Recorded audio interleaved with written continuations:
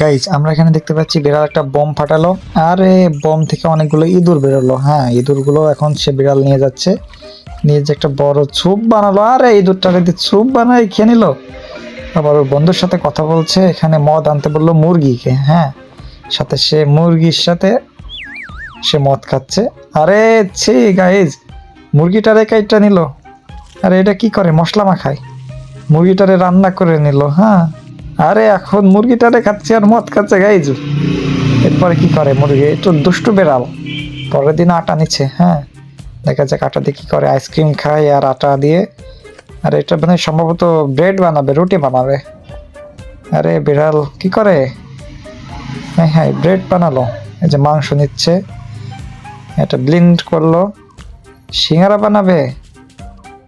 সিঙ্গারা বানালো, এখানে দেখা যাচ্ছে সস, হ্যাঁ চপস্টিক দেখাচ্ছে। আর এটা তো মোমো, মোমো মোমো খাইতেছে বিড়াল। আরে বিড়ালটার এটা সম্ভব